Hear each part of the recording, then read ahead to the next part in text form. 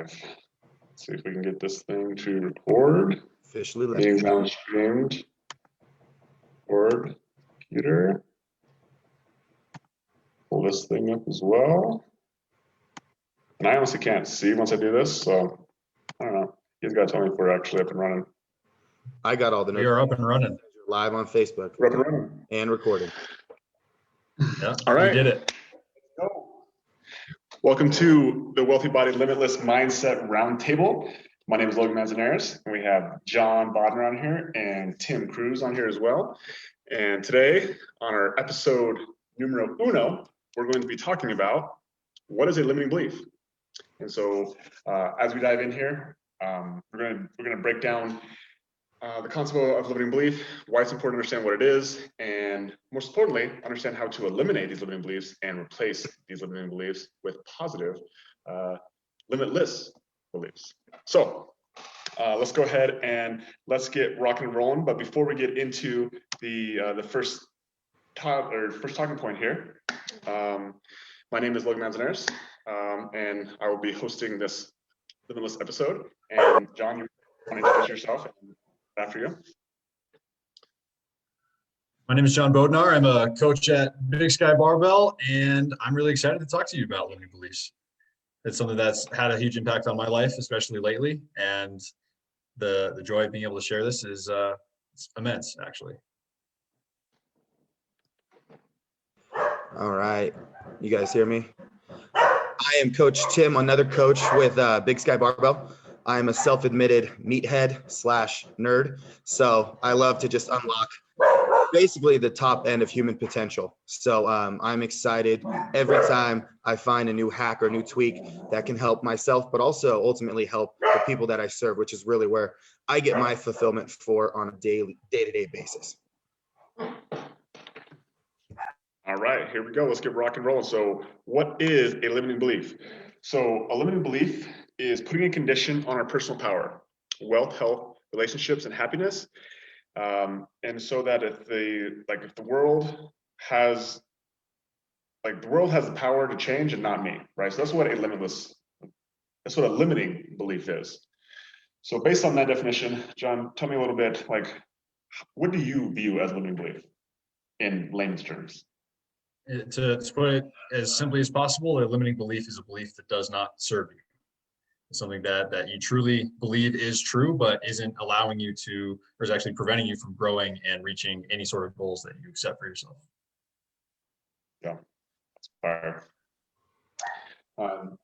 Tim, what do you think? What's your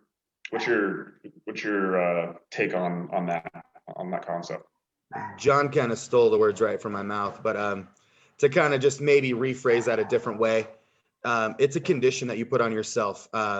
A story that you tell yourself that doesn't serve you. So yeah, I said the same thing, just using different words. Yeah.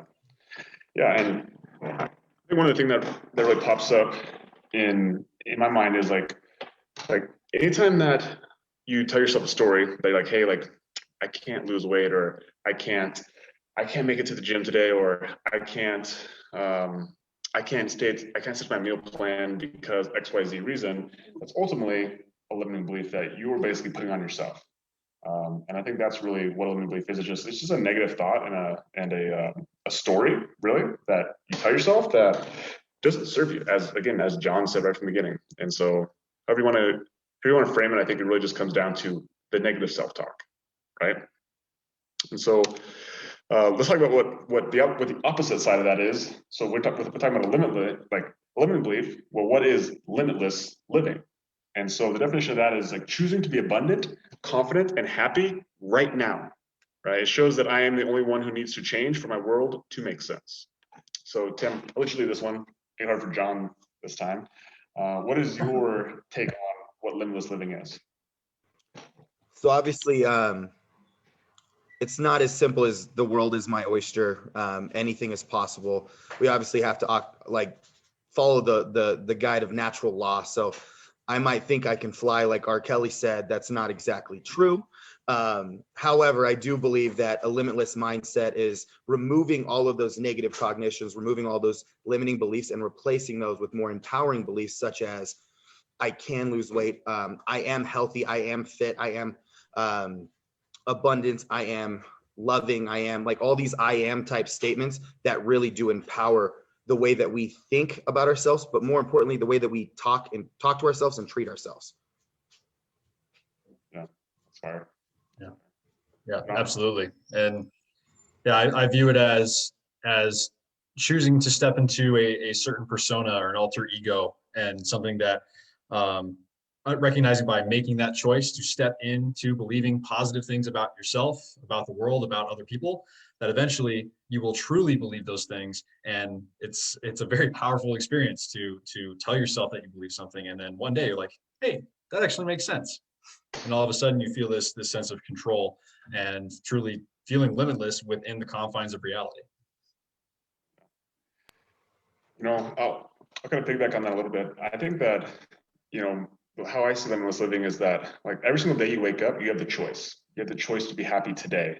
And I think a lot of times we put conditions or limits on when we can be happy with how much money we make, or how much weight we lose, or how well we look in the mirror. Like, I can't be happy until I weigh a certain amount of weight, or until I look in the mirror and I don't see this belly fat anymore. I can't be happy. But it's your choice to wake up and be happy today is actually allows you to get to a point where you can look yourself in the mirror and you don't have belly fat and you're still happy, right? And so it's not saying that I'm going to be happy if something happens, but just I choose to be happy regardless. And with that, it allows you to move forward. Doesn't mean to sit around and not do nothing, just like pray and that things happen without taking action. It just says that I'm happy with myself today. I'm content. I'm at peace with myself, and I'm going to work really hard to continue to move forward. And so that's what I really see as limitless living. Yeah, I want to add on to that just a little bit. Proof is in the pudding. We can look at Instagram right now, and there are thousands and thousands of fitness influencers. And if you meet them, and I'm speaking in generalities, but if you meet them, they can be the most insecure, unhappy people in the world. When the layperson like you and me, we can look and be like, hey, their body is amazing. Like, they're in great shape. They take great photos. They got all the money in the world, but they are not happy. So when I talk to my clients, I tell them straight up, that's not how you win. Like, that's not how you win. You win by starting up here with the lead domino of how we think about ourselves, how we treat ourselves. And then the manifestation of that is we lose weight because we love our body, because we want to do what's best for our body, not because we hate our body and we want to punish it. So the difference between waking up at 4 a.m. to do a workout when you love your body, it feels exciting. It feels like I'm doing something good, versus it's kind of a drag and a pain in the butt to wake up when you're like, oh, or like, let's say you eat off of plan, like you go and have pizza and a milkshake or something like that. I was that guy. I used to literally, if I cheated, I would go straight to the gym and hop on the step mill and burn those calories off. It's not a good relationship you want to have. And I can tell you from personal experience, I got incredibly shredded and I still didn't like the way I looked, because I never started with my headspace. I never started with the lead domino. I think that's fire. I think that's like the best way. I don't think you can summarize it any better. Is that, like, if you think that abs are gonna make you happy, or a certain number of skills gonna make you happy, like, it's just not. Right? Like, you need to be happy first up here, and then let your body become a reflection over that, over your fulfillment of what you do. Like Tim just said, is enjoy the process. Basically, like, look forward to working out at 4 a.m. Look forward to the food you're eating, and find ways to enjoy the process. Because if you have this negative cognition that, you know, exercise is bad, eating healthy food is bad, like, it will be bad, because that's a choice that you make.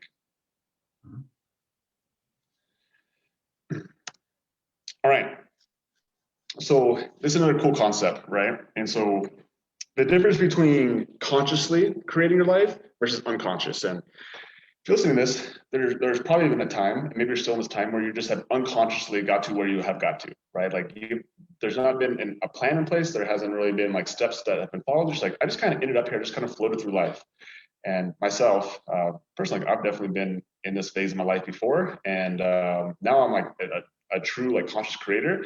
There's a huge difference between me like having a plan where I'm going versus just kind of floating through life. I look back now, I'm like, man, how the heck did I get through life without actually like knowing where I was going to go? And so the quote on this one is that most of us live by default rather than by design, right? And so we choose the path of least resistance. And by doing this, like, we become entitled victims who expect everything to go our way and then whine when things don't? So who wants to take the floor on that one first?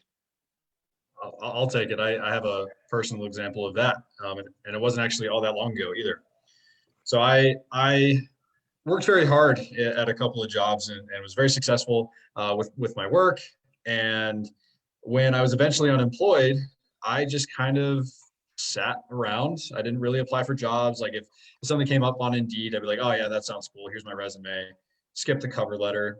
And I was just basically waiting for something to come to me. And it never did, of course, right? Until thankfully my wife sent me an application for a job that I'm very much in love with. But yeah, at the time I was just waiting for months and months and months for something to happen, and I was miserable the whole time. I was feeling down on myself. I was still like believing almost, or not in a good way, but I was just like, oh, it's going to work out. Life's going to work out for me because I'm sitting here on my butt. And it, of course, again, did not go that way until I actually did take some action, some prompted action from my wife. And here I am. But it was a horrible, miserable process, and something that I'm looking forward to never living by default ever again. Awesome job. Tim, what are your thoughts on this?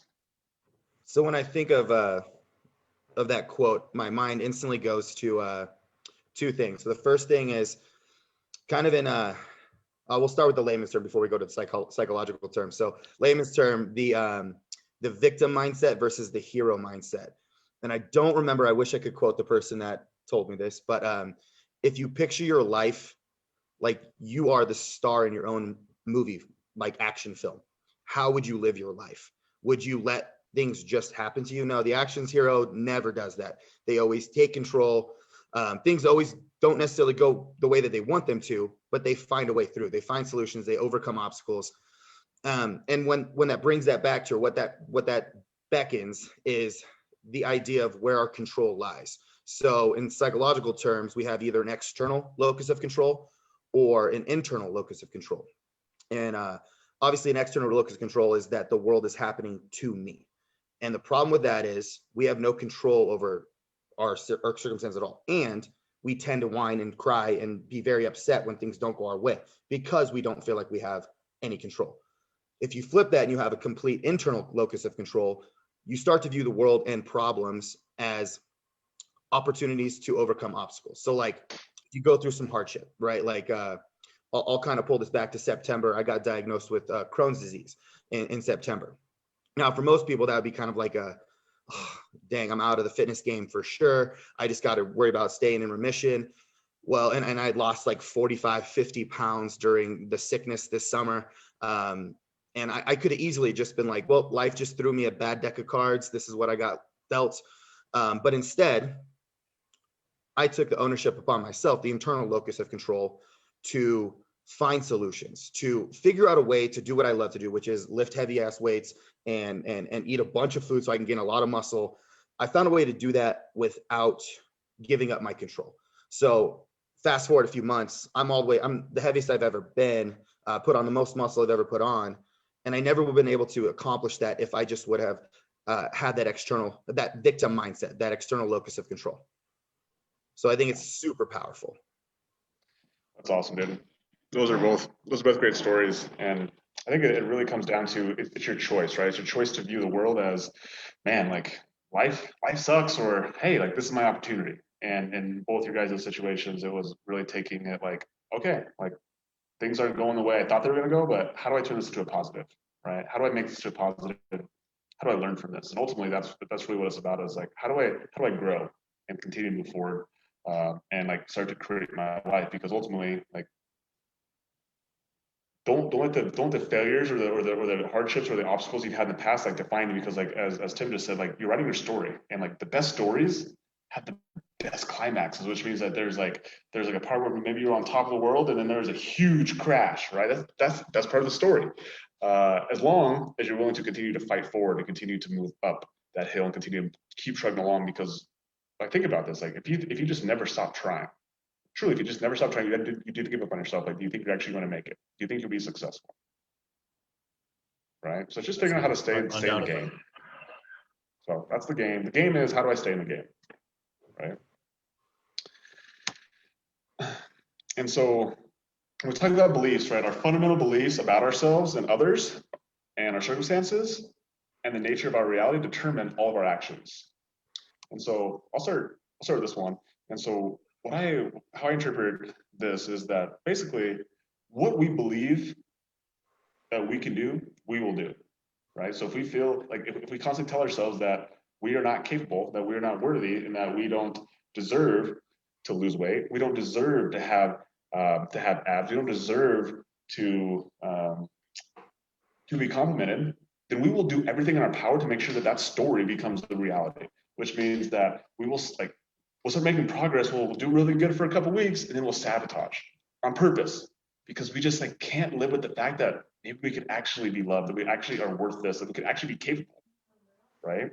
And so it's like these stories, like these old stories that we have programmed in our head, they make your reality become true, right? And so that's how I see that, is like basically what we believe in our brain is what we will actually make happen. And so the more we focus on something, the more just it happens. It's weird, right?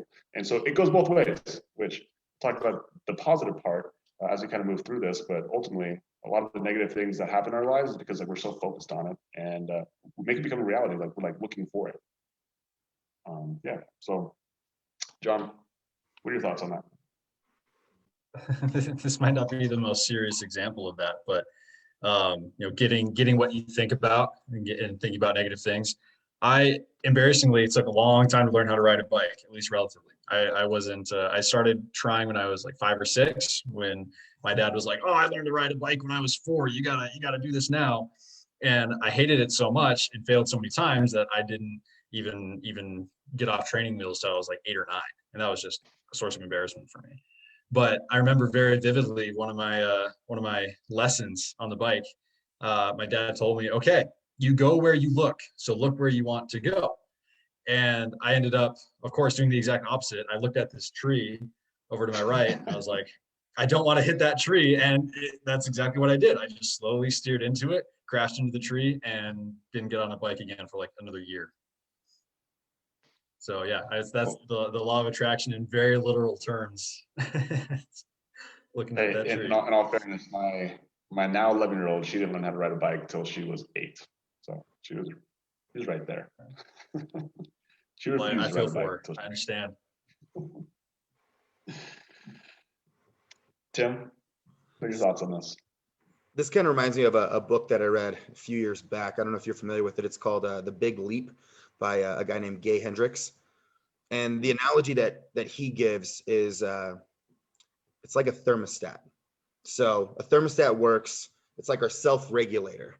Now, he was using it in the context of money. So if we believe that we're only worth, let's say 50,000 a year, and we start to exceed that $50,000 a year earning potential or earning rate, we subconsciously or unconsciously will do behaviors to bring ourselves back down to that 50,000. So much like a thermostat, if it gets too hot, the AC kicks on, brings it back down to the set temperature. So our goal is to raise that thermostat to the next level. Like, what is that next level? And the tactics behind that are really the belief system, right? So our beliefs drive our actions. And if we have bad beliefs or limiting beliefs, we're going to have limited actions. And I would go even farther than that. If we have limiting beliefs, we're going to have self-destructive actions that constantly bring us down to that place that we feel comfortable, which is ultimately what we believe we deserve. So I think it's prudent to spend more time raising that ceiling than just focusing on action. That's awesome. Love I like that's a great analogy, that idea, or the analogy of the thermostat.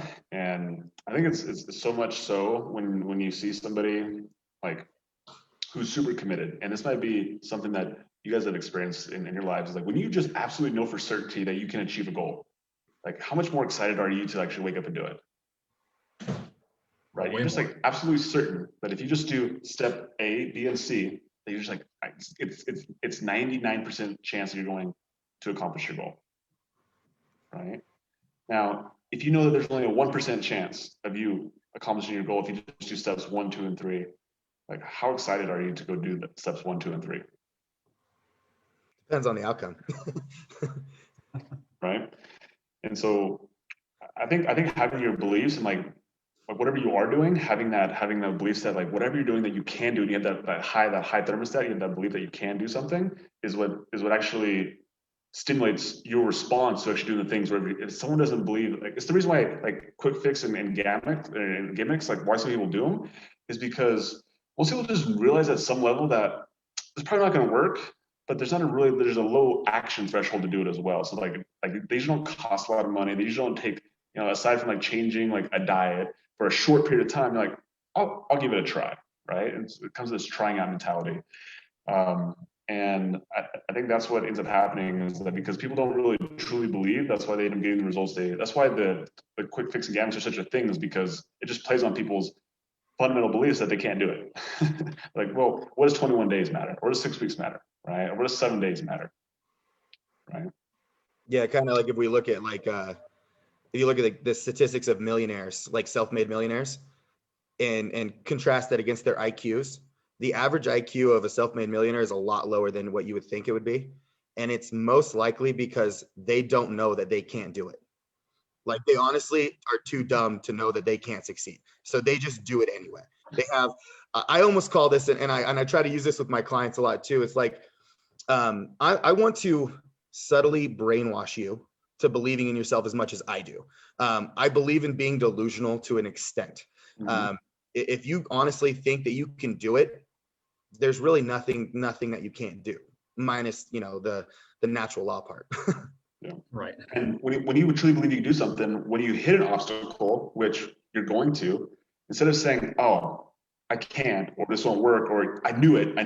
I knew it wasn't going to work. You're like, "What's the solution? Like, how do I move around this? How do I continue to stay on the straight line? How do I continue to stay on my goal?" So that's awesome. That's fire. So this is a really cool concept too.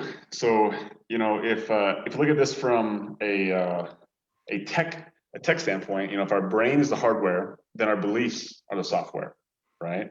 And so if you want different functions and capabilities, you have to upgrade the software. And so all of us, we have cell phones, and every so often we get a little software update, right? We have to update our phones. Like, why do you think that is? Right? Because we need upgraded software so we can continue to have increased function. We need to continue to grow, right? And so Tim, tell me what you think about this concept and how it applies to people's beliefs. So I think this is very similar to kind of what I said before about beliefs driving action. So if we update our beliefs, our actions, so it is a cognitive bias, and I just can't remember the name of it, but it has to do with relativity. So we are not comfortable being inauthentic to who we believe we are.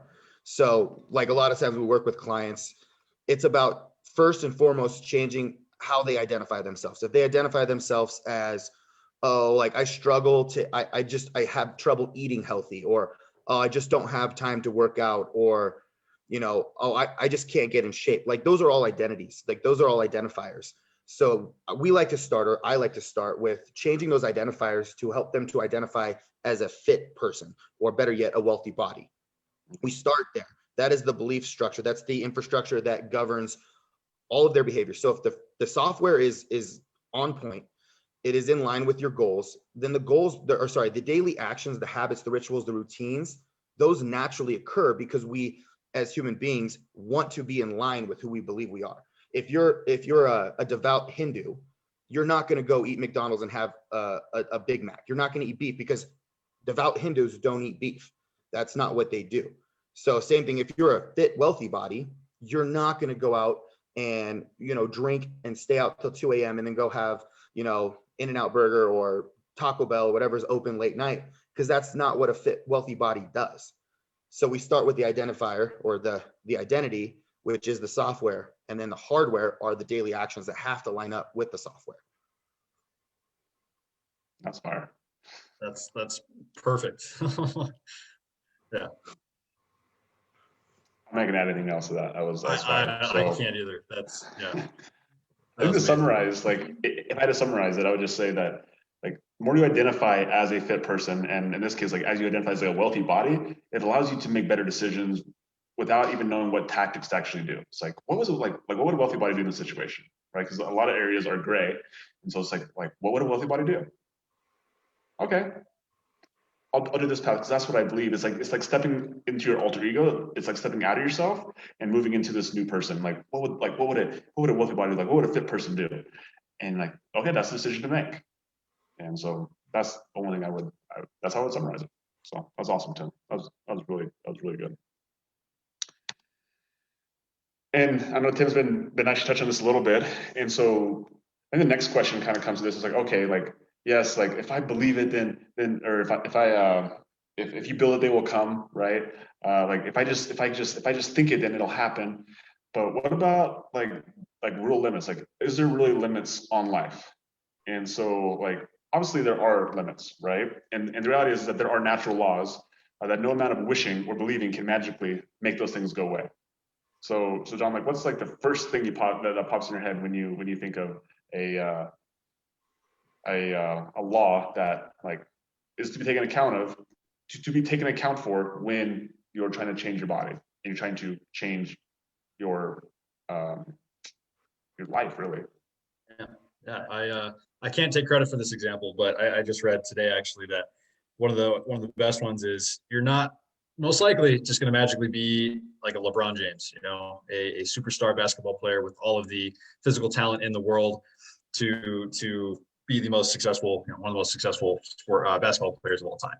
Like that's one of those things that you are limited by maybe your height. Maybe your natural athletic ability does have to be at a certain level in order for you to get to the absolute tippy top. Right? So that's a reasonable limit. And I don't think too many people struggle with that idea. Like, I don't know. I've never thought that, oh yeah, I'm going to be LeBron James someday. But I'm more so looking at, okay, with who I am and the people I have around me, like how great can I really be? And that's the question that can be asked. It's the more realistic question. Yeah, it's awesome. Tim, what's some of the first, like one of the first limits that pop in your head? So the law of thermodynamics is what pops into my head.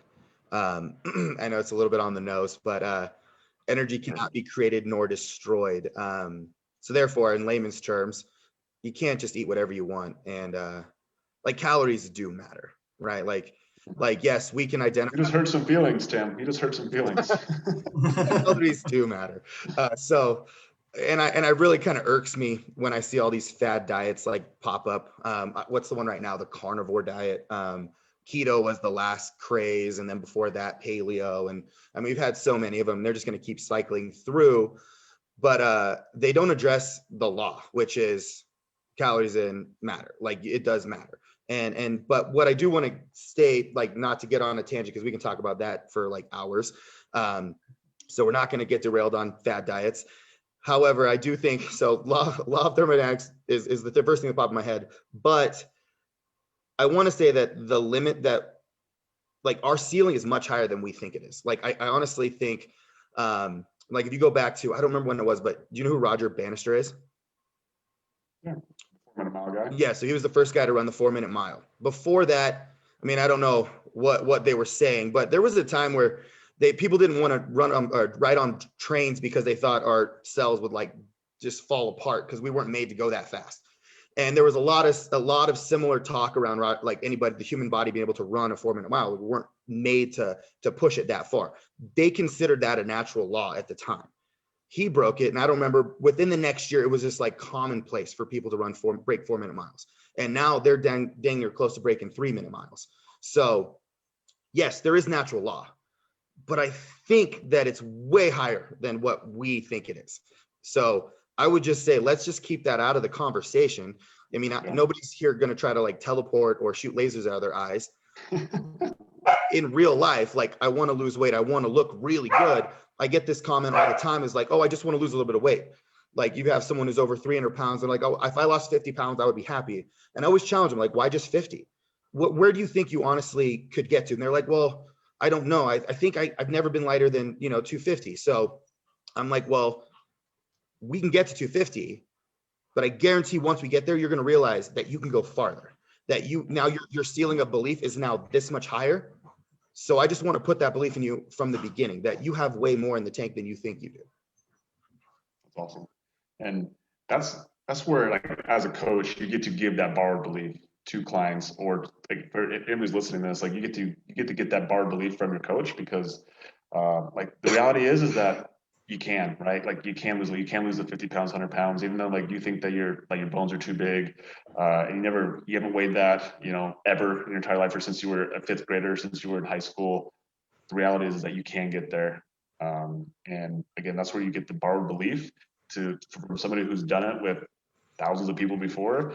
You're just like, okay, and then you need to believe in yourself, number one, and then you need to borrow that belief and say, okay, and I believe in the coach as well. And then those things together just continue to just keep chugging along, keep pushing forward, because the reality is that someone else has done it, and if somebody else has done it, like that means you can do it as well.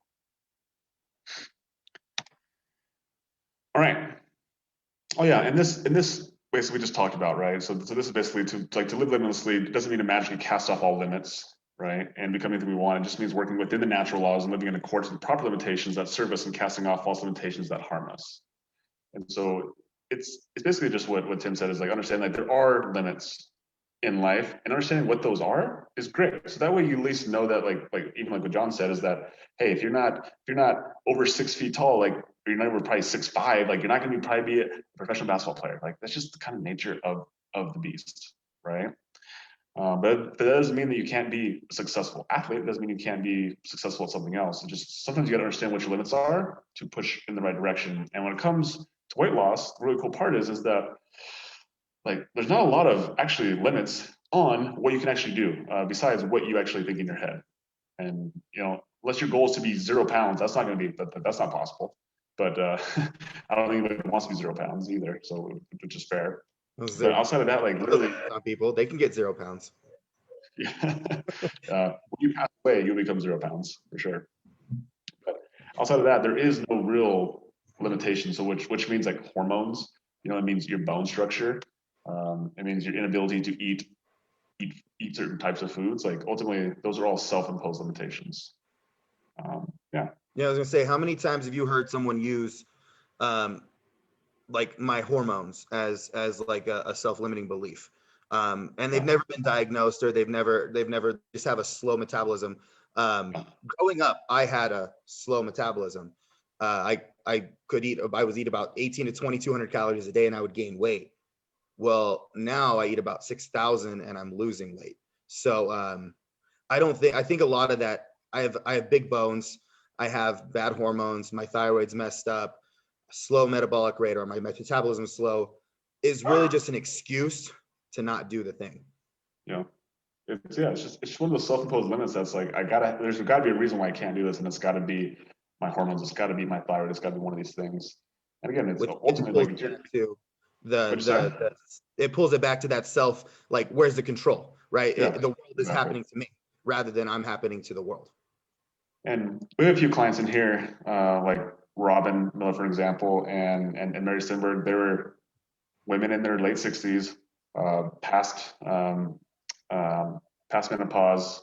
Most people, like, I can't lose weight after 60 years old, and they have some of the best transformations I've ever seen. And what I will say is, like, the reason why they're so successful is because of their age, right? And not because of like their body, but because they're smart. Because as the older you get, the wiser you get. You just take advice. You realize that, hey, I can't do this on my own. It's not my hormones. It's not anything that is external. It's me. And so I'm going to hire a coach, and I'm going to listen to exactly what they say, and then I'm just going to get really cool results. And so age is the best thing that can ever happen to you. That's like one of the most common self-imposed limits that I see. And like the older you get, the better, because you just become wiser and you realize that you should find someone who knows what they're doing, and you should just listen to them instead of thinking that you know best. Exactly. And I saw both of them in the gym today, and they're still getting better. They're getting stronger. Like, it doesn't have to stop.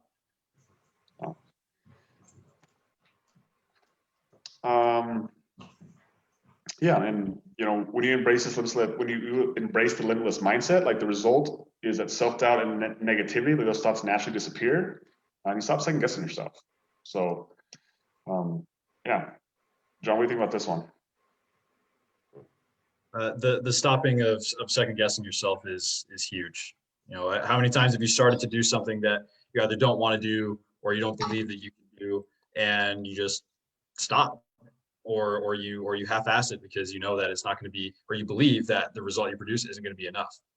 But to get to the point where you tackle something you don't want to do, or not, well, not in this case, you're going to believe you can do it. When you believe you can do it, you just start asking yourself how. So sort of like what you were saying, Logan, when you encounter an obstacle, instead of saying, "Oh, whoops, well, that's it," it's more so like, "Oh, where'd that come from? That's weird. Let's scoot on by and just keep on going."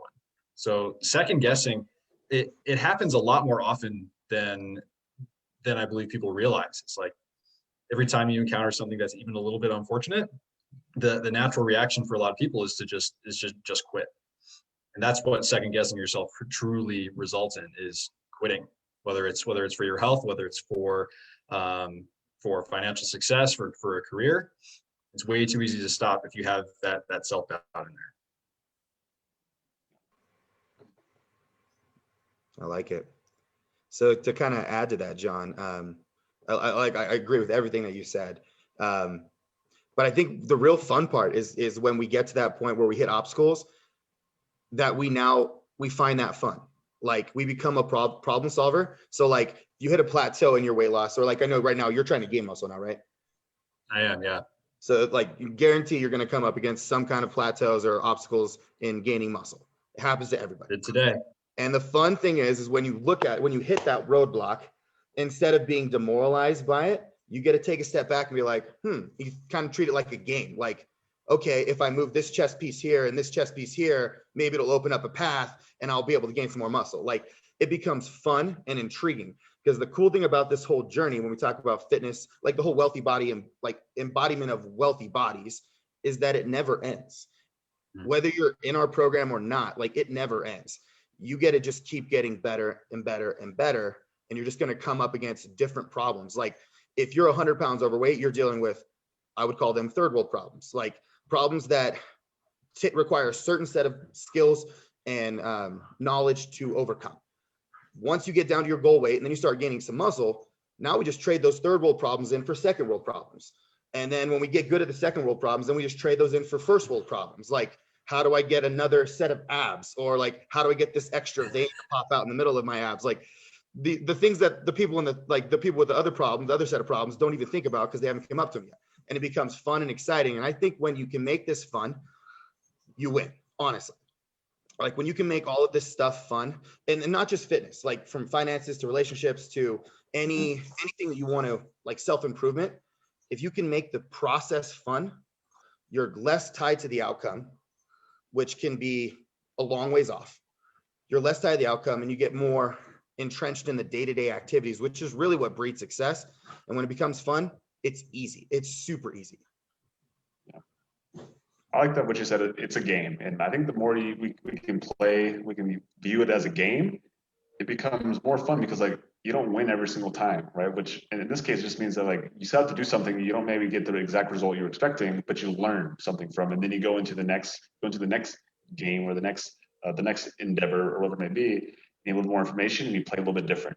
But you ultimately, you're the one, but you're the player, right? I think ultimately everyone understands that when you play a game, like you're in charge, like the dice are the dice, but ultimately like you're in charge of what you do when the dice roll snake eyes or they roll sixes. Like you literally get to make the decision what happens after that point. And so that's the part I really like from you, Tim, is I think that it's a game, because games are fun. Who doesn't love games? And so if this is a game, you don't think about it as so serious, because ultimately, like the more you treat it like a game, and unless you're like, I have to do this, otherwise my life's going to end, the more likely you are to actually be successful, because like it's going to take some time. Like it's a lifetime actually. Like it's literally everything you do for the rest of your life, whether you want to acknowledge that or not. It is something you do for your entire life. So,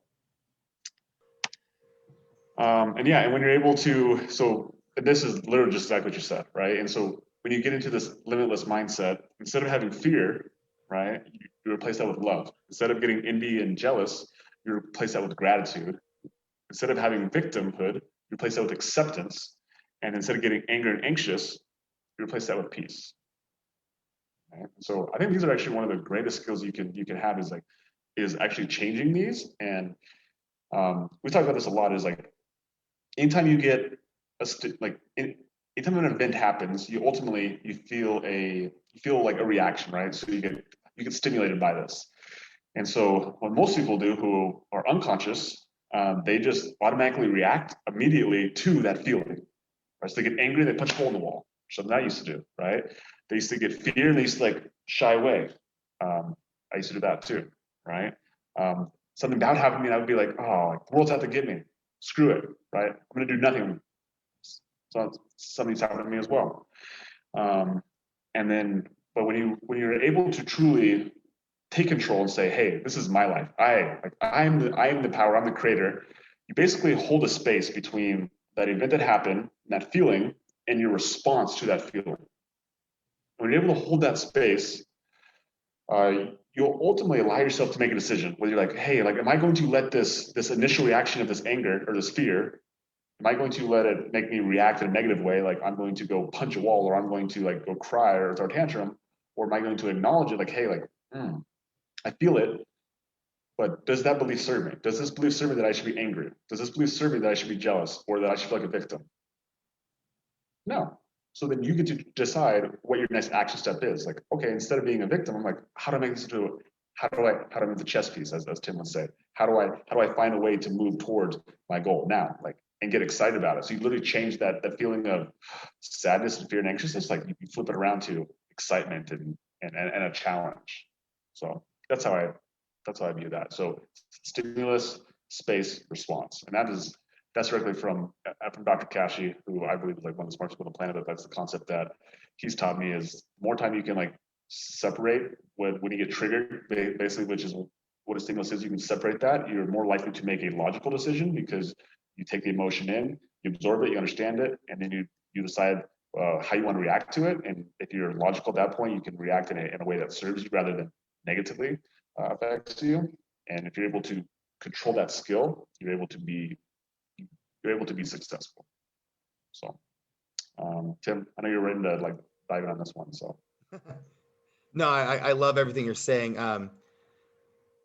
I just wanted to ask. So, from the eyes of the people listening or watching this, okay, let's say I have a limiting belief.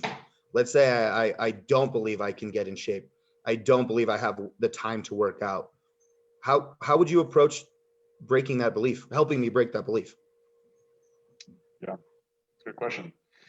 Really by challenging that story of why you think you can't do it, right? So like tell me why, like explain, like share with me, and tell me why you don't have time, and then literally just like have the person come to essentially a like make their case, I guess, for a logical standpoint, and then asking them like, does that belief serve you? So like, is that belief that you don't have time, is it serving your goal? Right? And just continuing to try to take as much emotion out of it and try to make it as logical as you possibly can, because ultimately, when you start to make things logical, it becomes really easy. Because as we all know, like this whole process of losing weight and getting in shape is relatively simple. But it's the how do I continue to do it consistently that most people struggle with, is because there's all these beliefs are wrapped around food, wrapped around time, wrapped around like worthiness and inability to actually succeed, that stops them from getting to where they want to. It's not the actions themselves, but it's just it's almost like their inactions or their beliefs about themselves. And so it's trying to make it as logical as you possibly can and continuing to practice it and understand that like training this thing up here is just as important, if not more important, than training your body down here. And so understanding that physical intelligence, or excuse me, emotional intelligence, that's what you're working on. And when you become emotionally strong, then you also can become physically strong as well. So that's how I would address that. I like it. Yeah, and I just want to say, like, when I first got introduced to this space, like the self-improvement space, like if you look this up on Google, there's a litany of stuff. Not all of it is very good, but there's some definite gems. And I will say, when I first was introduced to it, it came across as a little woo-woo, like a little bit like voodoo, which totally was not my style at the time. And I'm sure, Logan, like, did you feel the same way? Like instantly kind of off put by like the idea of talking about your inner beliefs and whatnot. Yeah. But I could just say this with 100% confidence that once I started to work on this piece up here, the rest started to fall into place. So if you can place an investment of your time and your energy, and let's say you had two options. One was just to place that investment into trying harder, and the other was to be working on your headspace. Which one would you put that investment on? I know for me, I would put the investment into here every single time, because this directly impacts this. So if you're out there and the people watching or listening, if they're thinking this sounds a little woo-woo or sounds a little like maybe soft science, it's not. It's absolutely not. It is literally the lead domino. When you knock this sucker over, the rest fall down. So I would encourage everybody to put a lot of attention and effort into fixing what's going on upstairs, and then let the cards fall where they may, because they probably will fall exactly where you want them to fall. Yeah, that's so fire. And from being in the fitness industry for 10 years and like lifting weights myself for 16 years, in the last year is when I really started like diving hard into mindset stuff. I have learned more in the last year about my body and my capabilities in the last year by just really focusing on the emotional intelligence, the emotional strength than I had learned combined between the 16 years of me lifting weights and the 10 years of being in the fitness industry. And like, if I did it all over again, I would obviously have reversed it. I would have learned my mindset first and then started down this other path. So I truly believe it's the thing that starts and stops us in our tracks.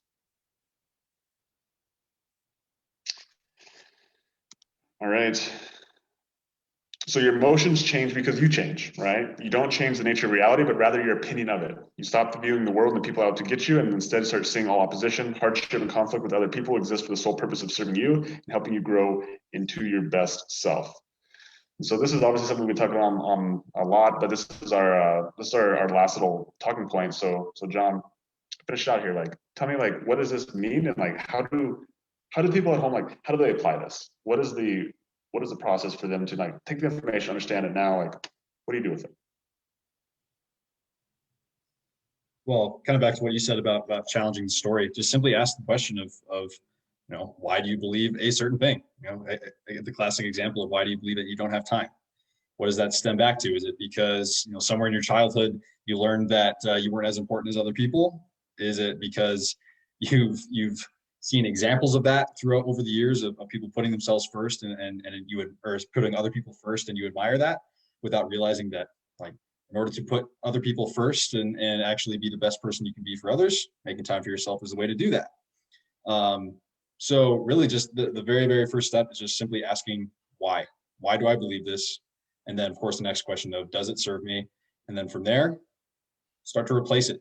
Replace it with something very obvious, like I do have the time, or I make time, right? And allow yourself to start taking in these positive beliefs and back it up with as much action as you can. Even if it's one little step every single day, taking one action step towards a new belief, it's going to start cementing that belief in here, which, as Tim said, will eventually cause all of the cards to fall exactly where you want, where you need them to. I love that lead domino concept, Tim, for sure. Tim, go for it. So this talking point makes me think of one client. He's also now a really, really good friend of mine. His name is Dr. Rich. And ironically, his name is Richard Rich, or Richie Rich. Richie Rich, my favorite movie, man. Person that I've ever trained. And he's this little tiny guy. I say that endearingly. He's like maybe 5'1". But this guy, just the first day I met him, so he just came up to me at the gym one day and was like, "Hey, I want a chest like yours. How do I get it?" And like, I didn't know this guy from Adam. And I was like, "Well, I'll show you a couple moves, on how to work on your chest a little bit." And then, so we went through a few movements, and he was like, "Awesome. So how much do I owe you?" And I was like, "Oh, nothing." He's like, "But you're a trainer, right?" And I'm like, "Yeah. I mean, I do this professionally, but also like to help people." He's like, "Well, let's set up a time." So we started working. This is like 10 years ago. He's, up until last year, he'd been a client for about a decade. I always noticed this guy, like, he definitely had no shortage of obstacles in his life. When he told me a story when he was born, his parents were dirt poor. His dad was a bookie in San Francisco. So like, he literally did illegal gambling in San Francisco. and they ran it out of a furniture front. So like there was a furniture store, and in the back he was the bookie. And Dr. Rich, when he was a baby, they didn't have money for a crib. He literally slept inside a closet, like a dresser drawer. Like they would put it in there. And he said, remember, like it would just filled with cigarette smoke all the time. Like he was born in not the best situations. He served in Vietnam twice. But he always had this like air about him about like, life is good to me. Life is good to me. And like Logan's, I don't know if you're wearing it today, but like your bracelet, the what does it say? Everything goes my way. Everything goes my way.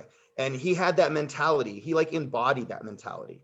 And this guy was uber wealthy. He's had 3 divorces, like so many troubles in his life. And I would talk to him about these like hardships in his life. And he's like, yeah, like it happened, but like God showed me this. And like, I learned this lesson out of this. And like every time something hard would happen, instead of thinking about it being hard, he would think about, all right, what's the lesson I'm supposed to learn here? What gift am I being given through this struggle? And we can easily say that, like verbally those words, but to actually believe that, like this guy walked on air. Like he literally walked on air, and he got everything that he wanted in life. Like he was like probably one of the most impactful clients I've ever had. So when you talk about that last talking point, like he's like the embodiment of that in my mind. And that's what it's all about, right? That everything goes my way. That's the concept.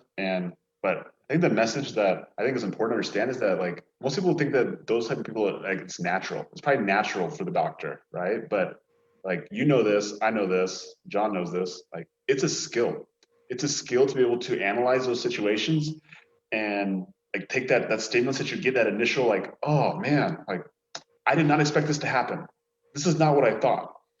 And then taking like, what is the lesson versus like, damn it, And so like that is the skill. And it's as you start this process. So I'm speaking now to the people who are listening to this. Like as you start this process, just understand that you're not going to be great at it at the beginning. Like you're going to suck at it.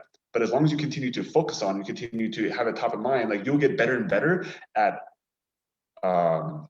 re-propositioning situations that happen to you in like the present. And then if you can even go back to your past or look back at some of the past things that maybe you are holding you back, like some experiences that you have that maybe define your character, go back and like reanalyze those and say, okay, so for the longest time I thought this was a negative experience. Like how do I turn this to a positive experience, right? And this is one thing I talk about, like make your mess your message. And so again, anybody who you look up to, anybody who is a role model to you, the reason why you look up to them is because you love their story. It's because they had some hardship, because they overcame some things, and like you see something in them that you see in yourself that maybe you haven't quite conquered it, or they conquered it and you want to conquer it, so they inspire you. And so ultimately, like you are your own superhero, right? You're your own superhero, and you write your story every single day. And that's really the concept that I want to deliver to you. Is like it's going to take you time. Like you're going to suck at it in the beginning, as you get better and better at conquering these limiting beliefs and overcoming them.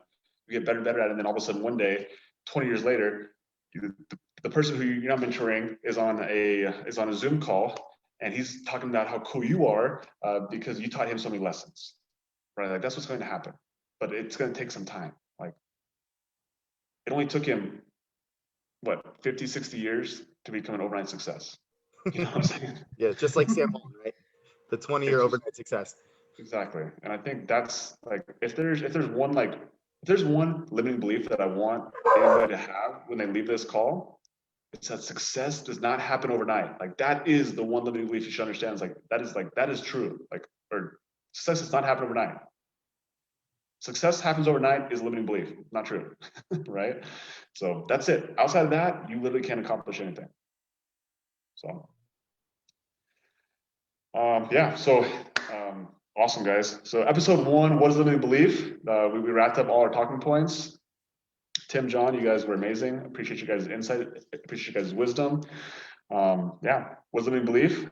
It was a success. And next week we're coming back with another episode of how to create new beliefs and positive beliefs once we establish these old limiting beliefs. What's the next step after that? Once we clear the trash, how do we start building the right beliefs?